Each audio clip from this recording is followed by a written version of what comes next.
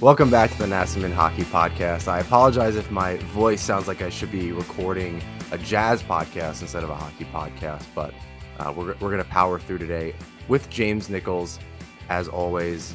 How you doing, James? I am swell. Actually, I shouldn't say that I'm perfectly fine. My, voice feels a little nasally as well, too. I think I have a drip going on. Like when you get that little annoyingness when you try to swallow it. It's like not a sore throat, but it hurts a little bit. Got that little bit of bullshit going on. It's annoying, and I have to deal with it, but I'm good otherwise. Yeah, that's kind of what I have. It's been like 3 or 4 days, and now I'm losing sleep a little bit, just because I feel like I'm swallowing and it's dry, and I don't understand what's happening. I think I'm just gonna take a little bit of NyQuil tonight and just sleep through it, because this cannot continue. We can't do this. Cool kids call it Slizzerp. What? Cool kids? That doesn't sound right. Yeah, I'm not one of them. Oh, okay, you just overheard it. Yeah, in the hallway of school. Yeah, like I overheard the conversation. I was like, those kids are cool. And it's not me. Was it Slizzerp or Scissorp? That could also be it. I do recall this from songs back in the day, but I guess it was 15 years ago, so it wasn't yesterday. That hurt my heart a little bit. Yeah, every time I have to do that, and I don't like saying that to be like, I'm old, but 15 years ago and thinking like, oh, I was kind of an adult. Like I was living my life. I very much remember 15 years ago specifically. It's it's a trip every single time. But anyway, for why the listeners are here, the New York Islanders.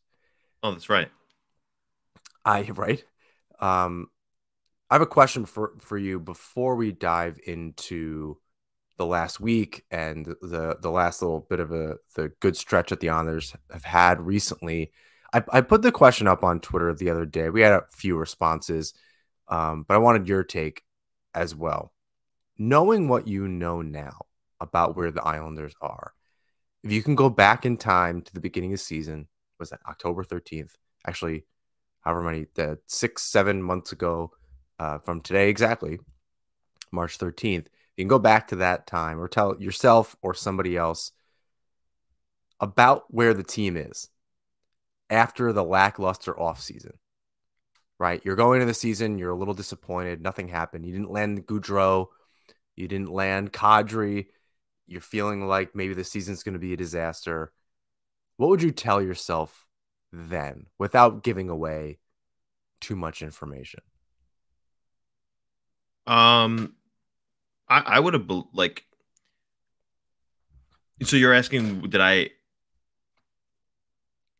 don't think I get the question.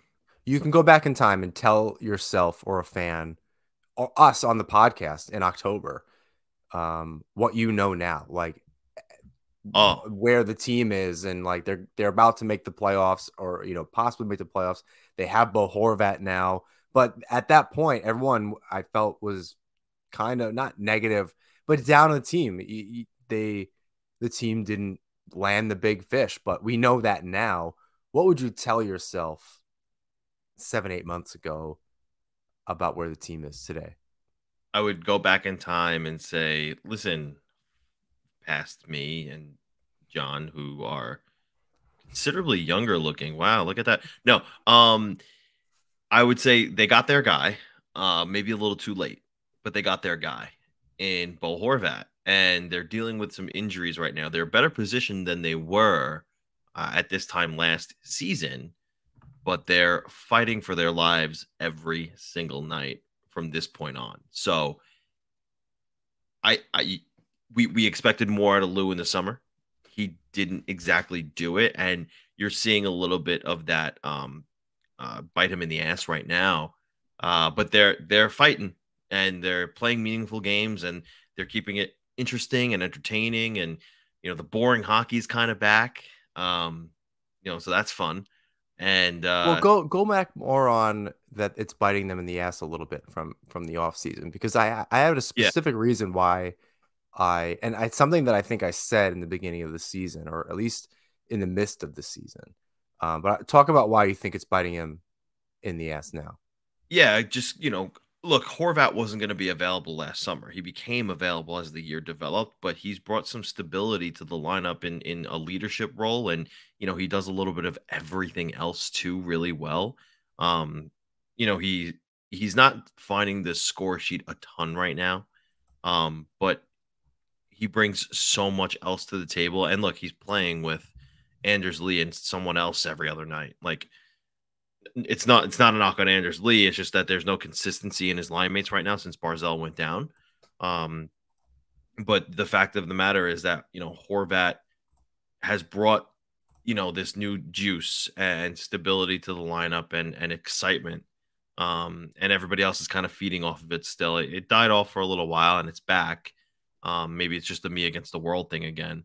But Yeah, but no, talk about why you think it's by like Lamoriello's summer. right, no, I'm saying so. Oh, The fact of the matter is that if they would have gotten their guy to bring some stability to the lineup earlier, they might be better positioned than than they are now. so I asked that question because I saw, I forget if it was somebody in the Islanders community or something like that, but they were comparing Horvat's stats, and I meant to kind of bring it all up. Horvat's stats and age in comparison to Goudreau and Kadri's stats and age, and also what their AAV is kind of moving forward. And I thought it was interesting because Horvat isn't only younger, but I think he's having a better season than both of them. And I can't remember what the cap hits are it to say one way or another. Um, I thought that was interesting, and that's what I think, and I think something that I said a few months ago that look, I don't think Lamoriello was ever going to be so transparent. And I don't mean to this is not a conversation to rewrite history, right? I think we were all right at the time, being disappointed that nothing had happened, and also worried because nothing had happened. As you said, there were no stability. Barzell seemingly continued to just be on his own, and that kind of carried throughout the season until Bo Horvat is traded for and signed to that long term deal. So this isn't to rewrite anything, but I did say maybe he's waiting for something bigger and better, and I don't think Lamoriello would have said that over the summer. I think he said if there was a trade to be made or a signing to be made, he would have done it. Then we hear who's getting contact and who's not, and there's just not consistency in that. And so I think it's interesting that this is kind of working out the way that it is. Somebody like Horvat that I think is providing much more to the Islanders than either of those other players would be. Maybe Goudreau, certainly not in the leadership department, and that's something that seemed to be a little bit of a vacuum on this team after Andy Green is no longer there. You could char to a degree, but it seemed like there was something kind of lacking, that stability somewhere on that leadership department that just needed maybe just a fresh perspective. And that's not necessarily a knock on Lee or Nelson or whomever, although I think they kind of did a poor job this season. There was a disconnect between on ice leadership, the coaching, the general manager. There was something there. But anyway, I asked that question specifically because of that comparison. And again, I wish I had those more specific on those numbers, but I thought it was an Yeah, interesting way to. no, but that's definitely interesting. And it's one of those things where it's like, okay, you held out a little longer and you got the better player, which is great in the long run. And probably the better, the better situation overall. But in the right now, it's hard to also deny the fact that, let's just say, for instance, Kadri or Gaudreau were on the team, they would probably be better positioned than they are at this moment. I think Goudreau next to Barzell would have been something. I think it's Right. hard to argue against that necessarily. But just for some perspective, this season, Horvat has 63 points. Goudreau has 57. Kadri 49. And Horvat's out goal scoring them by quite a bit. He's in the 36 or something like that. Kadri has, um, I'm sorry, that's Johnny Gaudreau. Geez, he has 15 on the Blue Jackets. So, for whatever that's worth. And Kadri has 29. So and Horvat's younger. So I think you're right in that. It's obviously Horvat he came in when he came in and is doing whatever he can, but it would have been nice to have somebody on the team earlier. But for the Right. long term influence on the team and maybe where they can go when everyone's healthy and maybe what can happen in this off season, whether that's trade or kind of a signing. And now you don't necessarily need that 1A winger. You can get somebody that just can put the puck in the net. Maybe it's a little more one dimensional. Yeah. Um, and you've figured out Barzell's on the wing now. We're not asking that question, who can come in. We've already kind of answered that question, and you were kind of right that entire time. It wasn't necessarily alongside Nelson, but it was the center that came in, and it opened up some possibilities, I'm sure. But the Yeah. team was open to doing that. Coaching was willing to do that, and kind of here they are. So I was maybe a little long-winded to start the show, but I thought it was interesting to consider that for a second and then compare Horvat coming in, albeit late to your point, in comparison to some of those other players. Um, this isn't the only year that we'll be comparing those types of things, but I figure it's worth to at least examine right now when Calgary's really, really struggling and Columbus is also struggling, both with Kadri and Gaudreau, respectively. Um, the Islanders kick off their West Coast trip tonight in Los Angeles against the Kings. Probably their hardest opponent, their toughest opponent in California. They had a great stretch going into this, going 3-1 against teams that they frankly really needed to beat. What did you see from this team over the last 4 games as they not only made up some ground but created some separation? Yeah, it was very reminiscent, the last few games of the beginning of the Barry Trotz era, where it was the us against the world and we lost, John Tavares and we're gonna be bad. Everybody's writing us off kind of thing. And they just kept battling back. They played real well against Buffalo. They played real well against Pittsburgh and Washington as they all came through. I'm sorry, not Washington, Detroit as they all came through. Washington was a bit of a blunder. But they were due for one. I had counted the other day, and don't quote me on the exact numbers of this. I had it the other day, but I didn't write it down, so I forget exactly what it looks like. But if I'm not mistaken, look, the Islanders have collected points in like 11 of their last 14 games, which is huge. And Barzell's been absent for the majority of them, if not all of them. I don't remember how many games he's out at this point. And JG Pageau hasn't been there. So you're talking about a team that has just continuously overcome the odds. The only games where they didn't collect a point, dating back to February 6th, was against the Boston Bruins and the Los Angeles Kings in regulation before that loss. To the Washington Capitals on Saturday. So, I mean, look, you're talking three games they didn't collect points in the last four. Was it four? Yeah, for 5 15 weeks or games. so. Yeah, 15 Yeah, games. it's been a really good stretch, and the fact that they can do this without Barzell, I think, is really good. But my main analysis on it is that they've kind of simplified their game. They're playing, Yes. Barzell brings a lot of dynamic features, but one of the things I've been on him, especially this season, just because it's been particularly frustrating to watch the team kind of struggle before Horvat got here, was that it was too much east west. When he was going north and south, they were seeing success, and the team now is doing that. And I don't think it's a huge skill difference so much as they've just simplified some things. I don't think the power play is doing particularly amazing, but at least they're getting on the score sheet every now and again. It's not just you're not going to go 0 for every single game the way that it was before, and the way that it's some of that pressure is being spread out around the offense. Sometimes it's going through Nelson, which seems to be a big portion of it. But Horvat was being set up the last few games.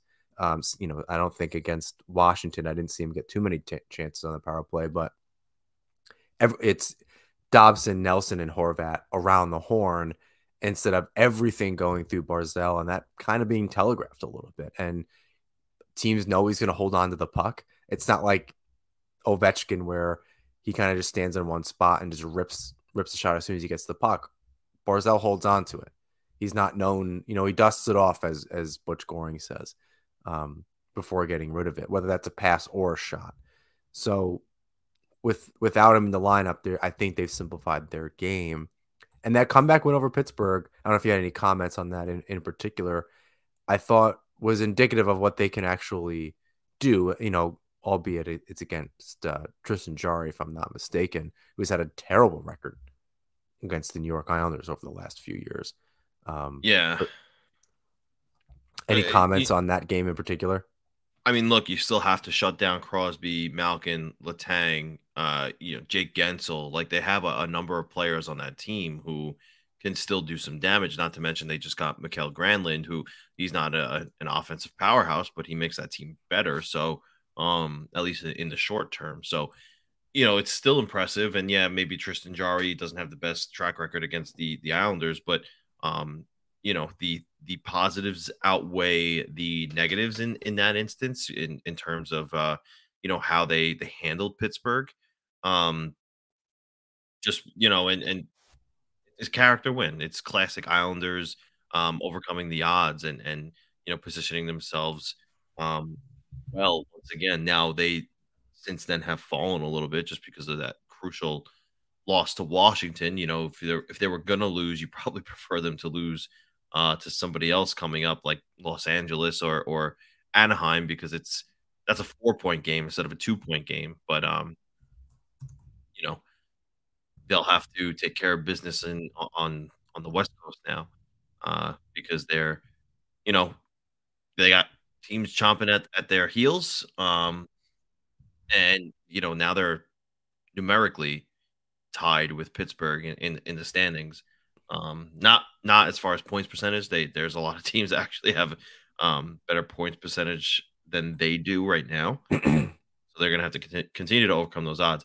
One thing I did want to mention to you though was I saw this debate the other night. As a quick aside, and before I forget, I saw this debate going around Islander Twitter that at this point today, Brock Nelson is a better player than John Tavares.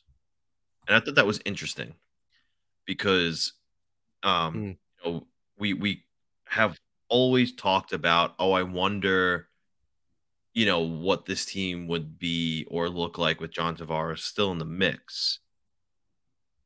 But now people are saying or debating and try to have that obviously as unbiased as you can be to Brock Nelson. What do you think of that thought? My reaction off the bat is that you can't really compare them. They're very different players. Is the question more of today, who do you want in your team out of the two? I don't know. I'm because man, I don't know what Tavares' stats are this season. I think that 30 goals, 65 points. Yeah, I mean, Brock Nelson's 28 goals, 63 points. I think that's tough. I think that's it's interesting. Even though Nelson definitely has stepped up the last 2 seasons, you've seen kind of something different from him, even though he's perennially scoring 25 goals and then 30 and 40, and now he's likely finish towards that 40 mark as well, at least in the 30s. There's something about Tavares that even now Granted, it's like injuries and things like that, and it's hard to tell. I think Nelson is driving the Islanders' offense, where Tavares doesn't necessarily have that pressure. So I wonder if you switch those roles, do you have that same conversation? If Nelson is playing on a team with like the Leafs that have such high-powered offense, and Tavares was the one leading this one, Tavares, I think, was having amazing seasons on the Islanders when he was really the only one for a while before Nelson really turned it on. And not to say that he had bad seasons, but didn't touch Tavares when they were playing together. They were not on the same playing field. It's close now. What do you think? It's definitely damn close as far as this season goes, just because he's got Brock Nelson has 2 less goals than and points than John Tavares in 4 more games. However, I mean, the talent that Tavares is surrounded by. I mean, he plays on the same line as Mitch Marner. Could you imagine if Brock Nelson had a Mitch Marner on his wing? So that, if we're talking today, this season, right now, yeah, I might give the edge to Brock Nelson. Overall, though, as a player, I mean, Tavares has 421 goals, 960 points, and Nelson has 233, 450. So it's a big difference overall. But this season, I think it is Brock Nelson. I mean, having not watched nearly as much Tavares over the last 4 or 5 years as I have Nelson, obviously, I kind of want to give the edge to Nelson. He's really developed into a heck of a skater. I don't know what he's changed, if anything, over the last few years to really kind of turn it on. And I'll give Lee the same kind of credit. I don't know if they have the same skating coach or whatever is going on. Every once in a while, I'm seeing Lee skate, and I did not think he could be quite that fast. But on Nelson, I think I would place the bet on him. I'm not sure if it would win or not, but I would bet on it, on maybe him being slightly better. I feel like they're just different players. They just bring different things to the table. My gut wants to say that I want Tavares around because of his ability to lead. I guess Nelson's done some clutch stuff this season, and it's tough, the history part and knowing what Tavares has done, even with the Islanders a long time ago. But yeah, that's really hard. I'm not. Yeah.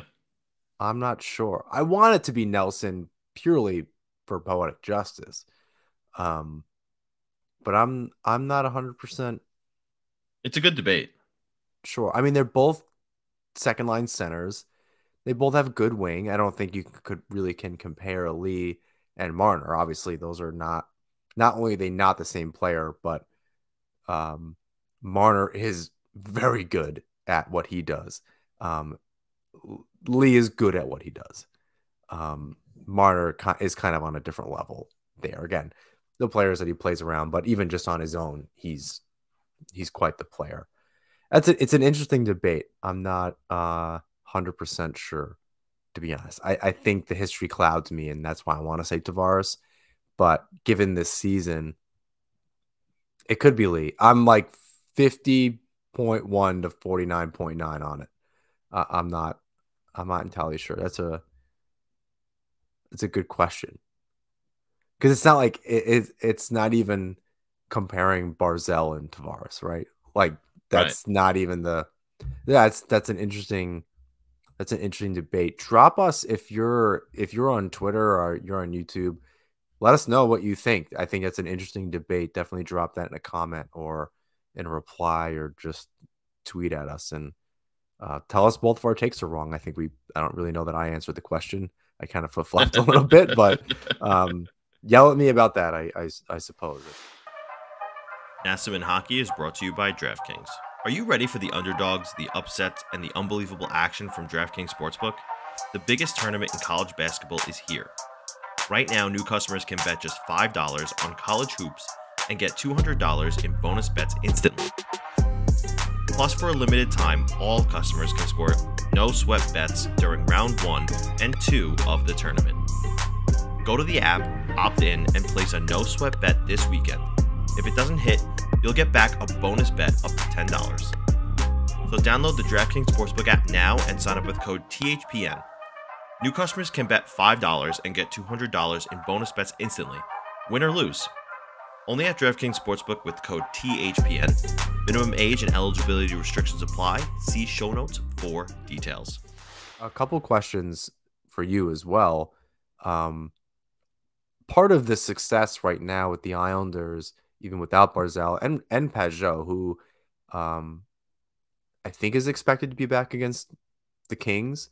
Was there anything saying that, or is it just expected? Pageau, Yes.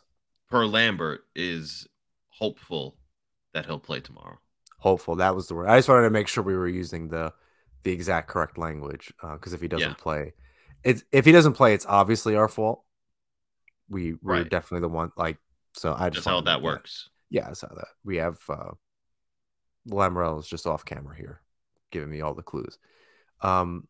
Given the Islanders' success, even without Pageau and beating the teams around them, save for Washington, but having a good little run here, since that really that loss to Boston, are the Islanders finally getting the Lambert system and the little tweaks?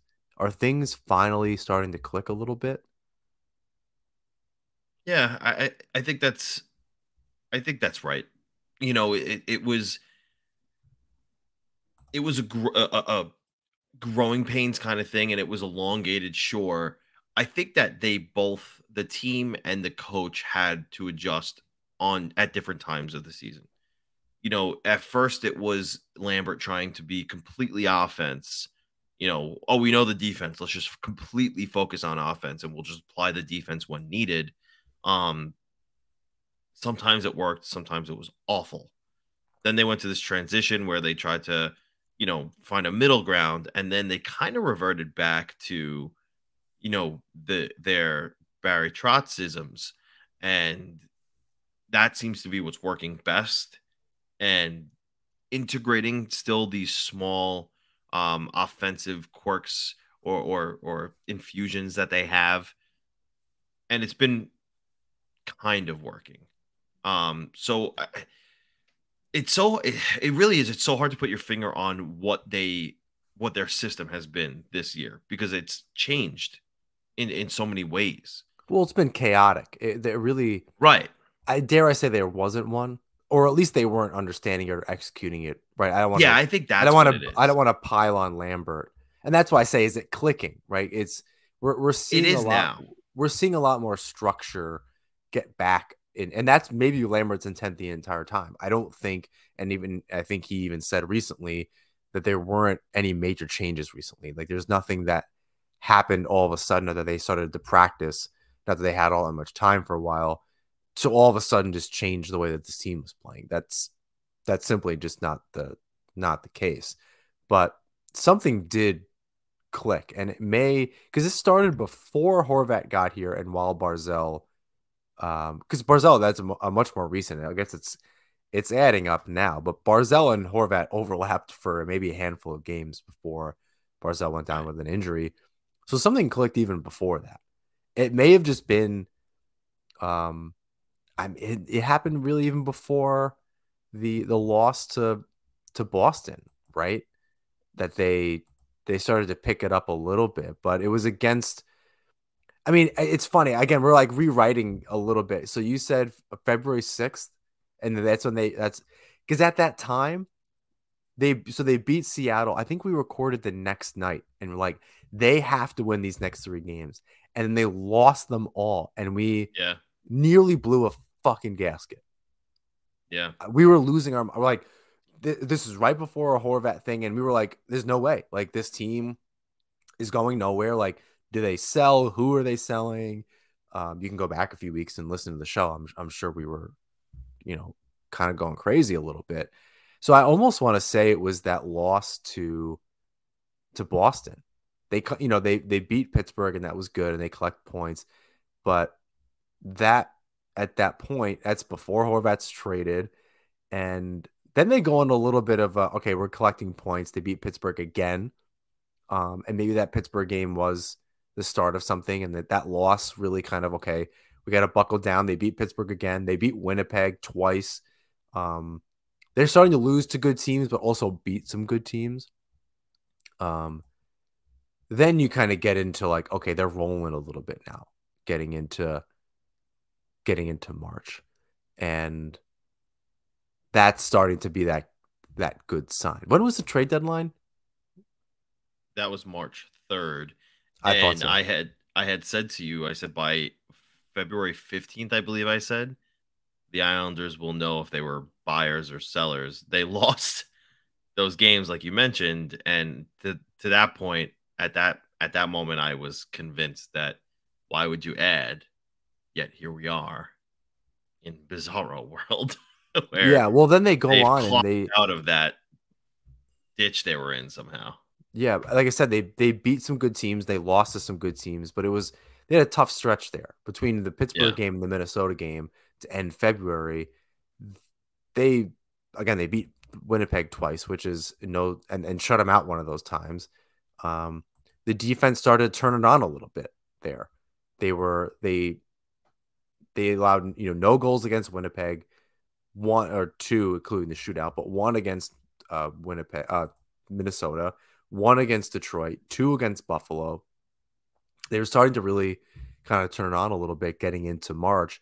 That structure is back. And that's kind of what led to, I believe we talked about this last week because we had a late podcast last week, if I'm not mistaken, PK Subban and saying that the Islanders were boring. And to your point, getting back to that Barry Trotz style where they're kind of maybe just embracing a little bit more of who they are. But it seemed like, yeah, as I said, something was starting to click, or maybe they just reevaluated and let's stop taking so many risks, or we have to start taking more calculated risks. Um, and that just inherently has the team laying back a little bit, and they fall into that structure a little bit more. And now you're seeing them win games. They had to claw back against Pittsburgh, and you want to know they can do it, but you don't want to have to live through it because then they against Washington, it's 3-1 and it's 4-1. You're like, God, maybe they can pull it off. And that game was kind of out of hand, even though I believe Lee scored the opening goal of the game on Saturday night. And on the defense a little bit, we've had some differing opinions throughout the season about Romanov's play. Have you noticed him lately being a little more settled in? I think I was definitely Yeah. critical of him. You were high on him last week, or a few days ago. Um, After the last bunch of games, where are you on Romanov? I mean, we shouldn't do this every single week, but I think it's No, but worth I at mean, this point. yeah, he looks good. He definitely, I think, settled in is a good way to put it too. And again, like we said last week, it's because he has a good defensive partner in Ryan Bullock, and maybe he's able to, um, I don't want to say mask some of his faults, but I think that the pair just works well.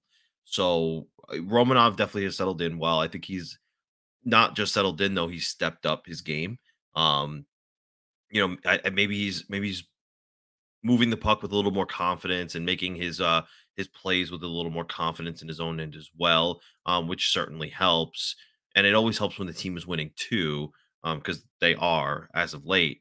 So yeah, Romanov looks real good. And it's one of those things where you just hope that he can continue that upward trend in his development. What are you seeing from him? I think he's finding better opportunities to be physical and not take himself out of the play, and being on a pair with. I mean, I guess he was with Dobson as well, but maybe he's just dialed in and taken the pressure off of himself to feel like he needs to contribute offensively, and he's just kind of laying back, uh, letting Pulak kind of jump in and do that a little bit more in the offensive zone. Um, yeah, I think maybe he had nerves, maybe it was something I'm not sure, but he just seems like he's much more settled over the last few weeks than maybe previously in the season. And that may just be indicative of the entire team kind of changing. And Romana was just going off of some of that chaotic energy that the rest of the team had at the time. And now that everyone's kind of calmed down a little bit, he's able to see that structure a little more clearly. You got to remember, he was one of the only new players on the team before Horvat. Granted, some AHL players were coming up and down, and there's a Robin Salo and so on, and even Sebastian Aho, who I do want to speak about a little later. The AHL team plays a lot like the NHL team. Some of those players kind of plug and play. They're at least somewhat familiar with the system. It wasn't brand new. Romanov had to come in and learn that. And now that the team is kind of figuring its stuff out, it's probably not a coincidence that he looks better out there in general as well. And that's why, all this kind of stuff is tied together and asking if they Yeah. get the Lambert system. And then ultimately it's helping players that like Romanov, who had previously kind of struggled. You're seeing Fashion get more of a regular look out there. And probably not a coincidence that I don't want to say that it's a coincidence that he's contributing, but he's definitely even more noticeable out there. He's not just playing a good checking role, but he's actually being put in a position where he's putting up some points. He had a few games there. He had 3 points in 4 games, and a couple good goals, and just he's got a little finesse, I think, when he's pulling it out every once in a while. And the goal against Pittsburgh was one of those little opportunities that it looked like he kind of fumbled it, but on a second or third look, it looked like he knows what he was doing. He was trying to get it over Cizikas and just go to the net hard. And I think things are clicking at the right time for the Islanders. And speaking of players kind of getting the hang of it and being in the Islanders system, and I think it's going to be a topic for a little bit until we kind of figure out who this player is. But Pierre Engval, what are your thoughts now? Again, he's played a few more games since we last spoke. I don't want to talk about if he's going to fit in long term if the Islanders re-sign him. I think he obviously has all the potential in the world to be a really, really good third liner or an okay kind of second line winger down the road. But I don't really think that that's worth the conversation at this point. What do you think about where Engval is right now, especially given the injuries and how kind of cobbled together that those third and fourth lines are? I mean, he's okay. He's still trying to find his role on this team, and to his defense, that's hard to do. Just with so few games under his belt with the Islanders already. Granted, and we could talk about this too. Cal Clutterbuck came back, and that honestly shocked me. But that kind of threw a wrench in the whole machine, because it was like, okay, where does Pierre Engval fit now? Because Clutterbuck's back, so that's interesting. What's his role in the lineup? And I think that he doesn't really know that. We're also talking about how the Islanders are just getting their system, under their own feet, and Engval just got there. So he's still trying to do that too. Yeah, and But that's kind of why I asked the question like I did. It's going to take him a while, just as it yeah. did with Pageau and some players that have come Yeah, in the but middle of the but season. I'll say this, like, he obviously he has his faults, but one of the things that he does really well that the Islanders lack is move the puck in transition from their zone to the offensive zone. I really like that from him.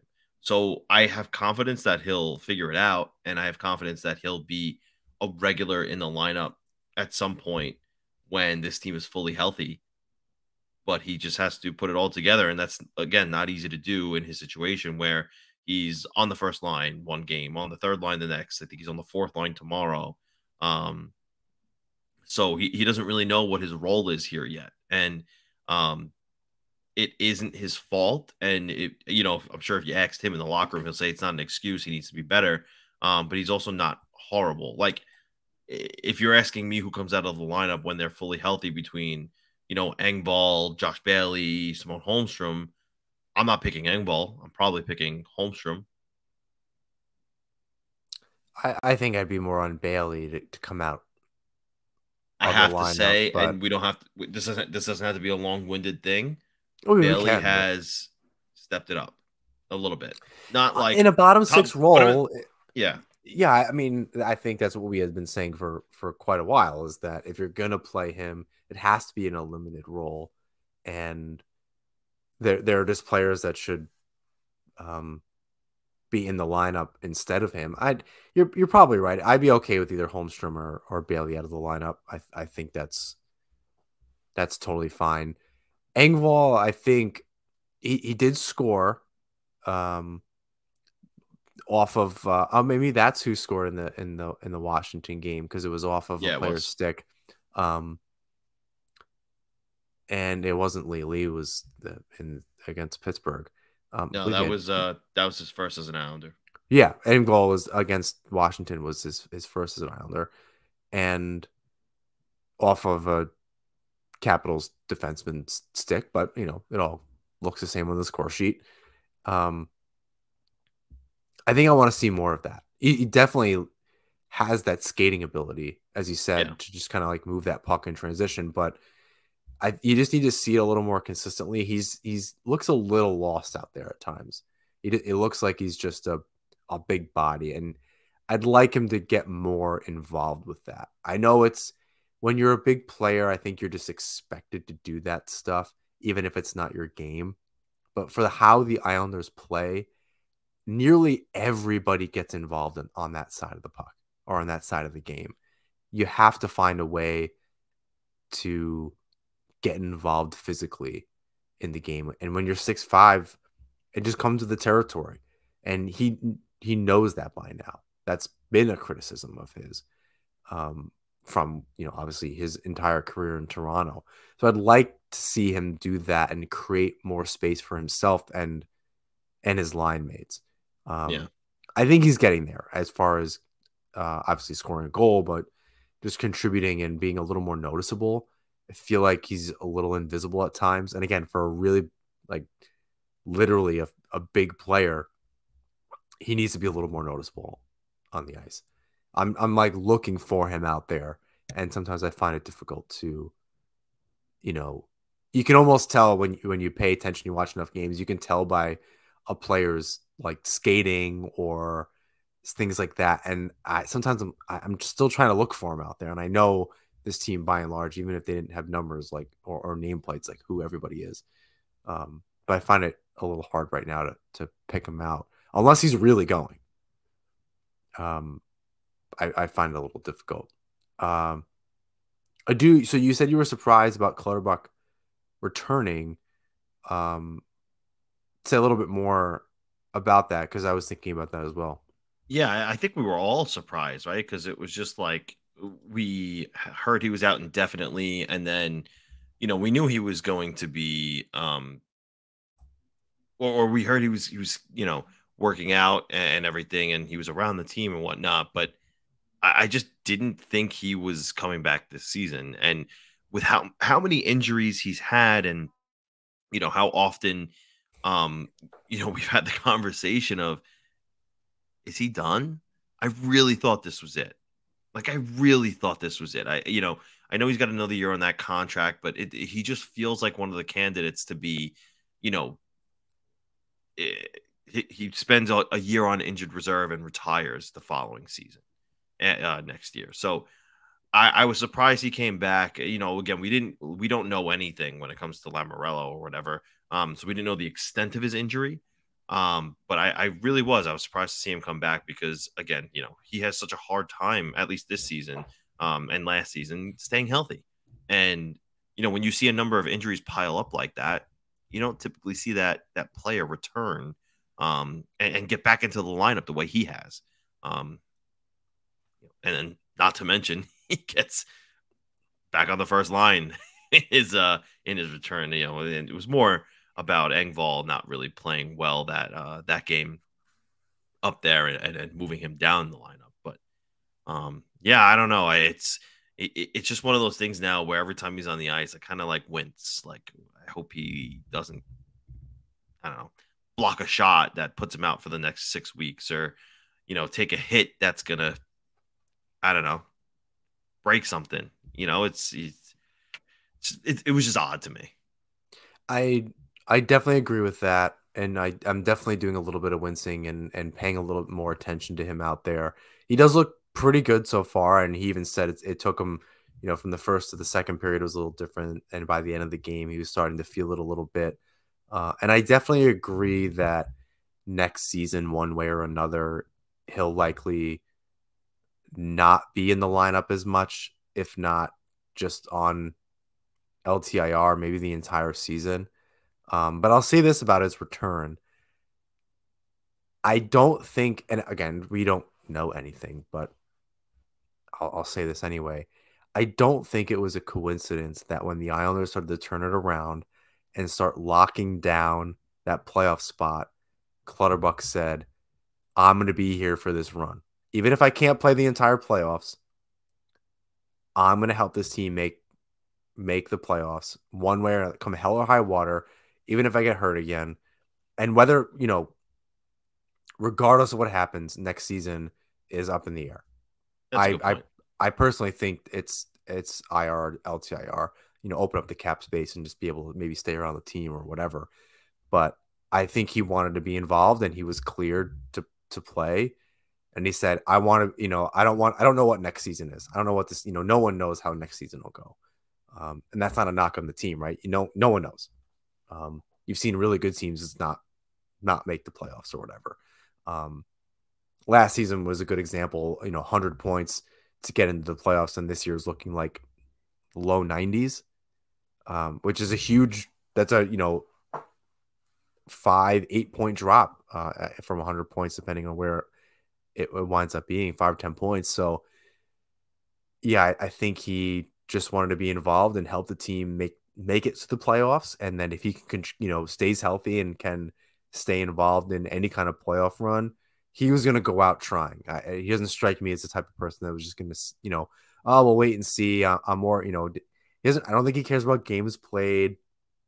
Obviously, there's no Iron Man streak. Um, he just has a lot of pride, and I think he wants to be involved, and that's more than likely what's played into him just saying, "Screw it, I'm coming back. I'll do my best to stay in the lineup." Knowing a guy like Fashing is there, knowing probably Pageau is coming back, um, and that Barzell, I'm not really sure. I don't think anyone's reported that he's been on the ice with the team.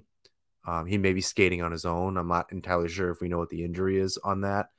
Um, Seeing the replay on the Barzell injury, I couldn't even guess what the injury was. It didn't look like he didn't fall awkwardly. It didn't look like that bad of Yeah, a hit. I'm not entirely sure. Maybe it's like a wrist. I have no idea. and he came back out and like, no, it was definitely lower body It because he came was. back out. Yeah, he came back out on the ice and he like tried to test whatever it was that happened that in that moment, and ultimately went back down the tunnel and never came back. So yeah, I don't know. These are, I don't want to I don't want to put this negative energy out into the world, but things like this are a little scary. Yeah. Yeah, especially when he comes out and tries it. The thing is sometimes the tweaks take longer to and something I can attest to, although I'm not a professional athlete, it took me a really long time. And then other issues kind of popped up after I hurt my knee last summer. I hyperextended it and it took a really long time to kind of work back into being able to just kind of I was worried I wasn't gonna be able to skate this year in beer league. And it was a little nerve wracking. You just never know, a little turn, you can just tweak something the wrong way. And especially now that the team's in good position, um they're probably not rushing him back. They're in good position. Yes, they want to nail Yeah. this stuff down, but and nail that spot down. But they're playing well, and maybe because they know Pageau is coming back a little sooner, they're not going to rush him back. But everyone's stepping up. The team is largely playing well, um, If I had to guess, Barzell's back before the end of March, maybe early April, to get him some games before the playoffs if he's coming back. I find it hard to believe he's just out until a possible playoff run.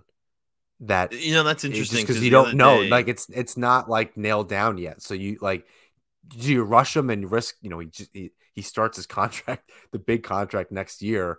Are you going to risk his future health for maybe making the playoffs and facing Carolina or Boston in the first round, which we're going to talk about in a second? I just, a part of me finds it hard to believe like he's going to be back soon. yeah, it's interesting because the other day Kurz did tweet something about him, if he's out the rest of the year. And I feel like he wouldn't just tweet that without having some sort of idea that that's a possibility. Say that again. He did say he'd be out the rest of the year, or he thinks He he didn't might be say out the he rest of the year. he didn't say he would be. He was speaking in hypothetical. But he did, he said like, "Oh, if Barzell's out for the rest of the year." And I feel like he wouldn't say something like that without at least it being a possibility. I mean, of course, it's a possibility. I think that's a perfectly good logical thought process. I just wonder, they're so close. And the team wants that playoff round. I don't think it's worth risking somebody's health for that. And of all players, definitely take your time with Matthew Barzell, but um, it'll be interesting moving forward. There, he's obviously not going to play on this California trip, but I don't know if he's going to come back at all. They're going to give him some time to get back in the lineup if he's cleared anyway. I say that like the team actually has control over whether or not he's recovered from an injury or not. But I think best case scenario, they hopefully can give him some games and reps before any kind of playoff run. But let's talk about that. I thought I was looking at the standings. I was writing up our notes before, and I thought there's definitely there's two things here. Tired. Islanders play either Carolina or Boston in the first or second wild card in the first round. Wired. The Islanders start kicking ass over the next few weeks. The Rangers continue to fall off. The Penguins just kind of stay even, and they actually chase the Rangers and beat them out for third of the division and play the Devils in the first round. And I don't know. I'm pushing for the Wired. I think that would be amazing to finish ahead of the Rangers after a tumultuous season by the Islanders and up and down, and who knows, and are they buyers or sellers, and they do something, is it enough? Then they do a little bit more, and you're like, I'm not even sure if this guy's any good, and then kind of here you are. I wonder if you can. I wonder if they can do it. I mean, that would take some kind of run the rest of the season, but the Rangers have Yeah. not been very good. They're squeaking out No. wins here against some bad teams. Yeah, I think we're all pushing for the Wired, John. Right. I'm just, there's realistic. I mean, you could push for it, but there's a part of me that the what's working the Rangers' favor is that they've played two less games and they have 84 points to the Islanders 76. But that's not a lot different there. That's it's 4 wins. If the Yeah. Rangers they're 4-5-1 in their last 10, and the Islanders are 6-3-1. Yeah. It's not That's it's true. not impossible like that switch there. The Devils are 7-2-1 in their last 10, and they're reminding people that they're still legit. I mean, Carolina's still kind of leading the charge, but they're close. The Devils have only played one more game than Carolina, and they both have 94 points. So it's not completely out of the question. I think I don't know that it's 100% possible, but yes, we're definitely all pulling for that. Um, they go into this trip this week, and I think anyone's concern is that the Islanders' road record has been shit. They're at they're 14-5. I don't know what Yeah. NHL considers 500 at this point. Uh, they've lost they've lost 19 games on the road, whether that's in overtime or Correct. not. Yeah. And they've yet to win a shootout, which would have been 5 more points, which at this stage in the season would have been considerable. Talk about pushing for the Rangers and being in that spot. Yeah. Um, they would have been comfortably in that first wild card without really much of an issue, even if they won just two of them and they were tied with Pittsburgh now in this position. Um, they would have been comfortably ahead of the Florida Panthers, who are starting to turn around. They're 6-3 and 1 their last 10, um, and Ottawa's also no joke, 6-4-0 in their last 10. I think it's going to take some kind of miracle, being 6 points out, even with 2 games in hand on the Islanders, for Ottawa to come back. But Florida's right there, and those games Yeah. would have made an enormous difference. And this is the kind of week where if they were having a really good season, maybe they're the Rangers and they're in that third spot where, all right, if we win 1 out of 3, um, and we go 1-2 on this trip, worst case scenario is we're in that top wild card spot. We'll win the games when we get home. The Islanders do not have that luxury. They kind of need to go win some improbable games, back to back West Coast swing against LA, who's a little bit rejuvenated here, um, after trading Quick, and Korpisalo's coming in and playing well. They're 6-2-2 in their last 10. What do you think about this upcoming trip, against, starting with the Los Angeles Kings, who are 29-3 at home this season? Yeah, I mean, we're at the point in the season for the Islanders where every game, every next game becomes the biggest game of the season. It's unfortunate, we always talk about, oh, we don't want to call it the biggest game of the year, but it really is. Every game from here on out is the biggest game of the year. So, they're going to have to play up to their opponent in LA, and they're going to have to make sure they don't play down to their opponents in Anaheim and San Jose. These are three winnable games that you could easily see them only coming away with 2 points in LA and losing to Anaheim and San Jose. This is something that they've done in the past. So um, they have to make sure they keep that pedal on the metal, throughout the entire road trip. And, it's sure it's tough to do traveling and, different time zone and whatnot and everything. But, this is the most important part of the season. You have to make sure that you collect the points that you need, and at least make the ones against the games against the LAs or the Torontos or the Jerseys, even Buffalo, right? You have to make sure that you make sure those games are you keep them close, and then hopefully you could squeak out a point at least. But Yeah, this upcoming trip, it's huge.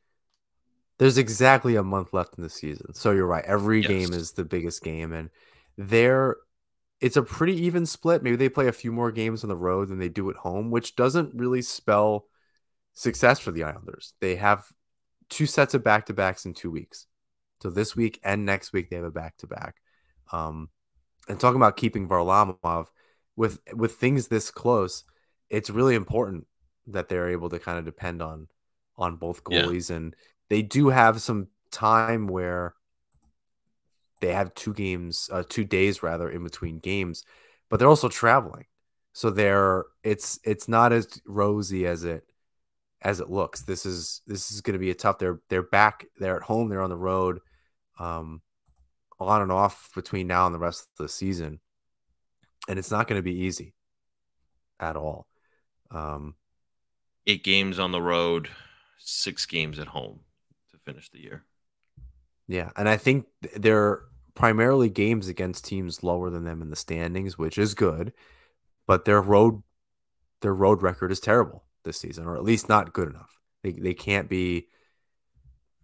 Again, I don't know what NHL 500 is anymore. I've tried to. Whatever. I haven't tried. I don't care. It's ridiculous. They're below. They're losing more on the road than they're giving more points away on the road than they're gaining, which is really all that matters. And yeah, this is gonna be a real test for this team if they're really going to be putting it all together by the end of the season. Um, Before I get to my last question, any closing thoughts on where the Islanders need to go from here? I'm looking at the lines and I'm just like, I I don't get the Fashing fascination on the first. I mean, I'm sorry, the Holmstrom fascination on the first line. I said Fashing because I'm thinking of him. I think he should just be up there. He's playing the right wing. I like Parise Nelson and Paul Mary together. Clutterbuck back on the That's fourth worked. line with Engval and Bailey. Sure. Um, I don't know. I guess you're looking for that re-energized fourth line energy with Fashion playing with Cizikas and Martin on the now what is the third line. But it just feels to me like Fashion should be playing on that first line. He brings that energy. He skates the puck well. So he's not going to be scoring, no, but he'll at least, open up some ice for Anders Lee and Bo Horvat. Whereas Simone Holmstrom isn't doing that. He's just a pretty responsibly, pretty responsible defensively, I should say. So I I don't know. I like. Don't get me wrong. I'm not saying that I don't like Simone Holmstrom. I know a couple times I've said this episode that he should be, probably scratched or not playing for the Islanders right now. I think he's developed well, right, and he could be, a regular contributor at some point, and even though he's been in the lineup regularly to this point, but I think that they are better off letting him develop a little more. I don't think he's exactly ready yet. And I get it. The Islanders are injured, but I think there's other players that could be in the lineup right now above Holmstrom. One, I think Fashion could move up, and two, I'll say it again, and we don't have to do a long-winded thing about this, but I really liked what I saw from Durando, and I don't know why he didn't get the opportunity to stick around. Or come back at any rate, right? Holmstrom isn't exactly Right. setting the world on fire, and I didn't see anything from Durando that indicated that he wasn't responsible defensively. Maybe they just thought, all right, there's lightning in a bottle. He played really well. Let's not stretch it further than it's going to go. Um, but that seems like an awfully safe move for a team that cannot afford it. Right. That doesn't strike me as a good decision. You're going for it now. You are in it. You bought at the deadline. Granted, Horvat's a long term thing, but you picked up a depth piece, and then you had a free one in Durando to make your team better. So I'm not 100% sure on that either. As far as Holmstrom on the first line, given what the group is right now, and with Clutterbuck back, although he was on IRR, it's not like there was a roster spot open. I think Holmstrom on the first line balances the lines a little bit better. And that's probably why. At least Lee and Horvat play well together, and Holmstrom has shown flashes that he can, you know, really shoot the puck or really move the puck and skate. And maybe that's just a risk they're willing to take because the rest of the lineup then with Fashing playing um, although I did see one of the lines with the fourth line back together, and it was Fashing, Holmstrom. I guess it was Engval. I don't. The lines are so screwy now because they're throwing. So some of the reporters, rightly because some players are coming in and out. Johnson's skating with some of the lines, and Engval's playing with some of the lines. Right. Bailey's Yeah. centering. It's just a little, no, I'm not used to seeing it that way, but I did see one with the fourth line together, back together, and whoever was left over in Engval, Fashing and Bailey and Johnson skating together, which looked very messy. Um, Maybe that they'd rather have somebody more responsible in that line. I guess Josh Bailey's playing a little bit better as of late. Fashing and Engval is probably not a terrible line. That seems like pure chaos to me. I don't know. I don't know how else to say that. That does not seem like a strong line at all. I don't know that Holmstrom makes it any better. Maybe you make that first line a little bit better, but switching those players around doesn't do anything for how mid or meh or whatever that fourth, third, whatever bottom six line is. More every time that line's out, they're hemmed in their own zone, especially when Koivula was playing center on that line. But even with Bailey, it doesn't look good. You don't want them out there, which is disappointing because you want, Fashing out there. And I think he and Clutterbuck were going every once in a while, they were flipping. And they were both trying to get time on that with Cizikas and Martin. So that line is really four guys. And then Engval's getting shorter shifts. Bailey's getting some power play time, but his 5-on-5 is pretty limited because that line just keeps getting hemmed in their own zone. It's even with Clutterbuck, it did not look good. Yeah. So I'm not sure it really even matters. Well, no, I guess the other thing too is Pageau will most likely be back tomorrow too, so things are going to shift again. Absolutely. I do want to end the show with one question, and I asked this not wanting to rewrite history, but given how well Aho has played this season, did Lamoriello? I'll ask it like this: did Aho save Lamoriello's bacon after trading Taves by stepping up and kind of being maybe even Taves light? I don't think he's Tays light, but he's definitely played better, and he's definitely at least filled a void that could have been detrimentally left open, and it's not, thankfully.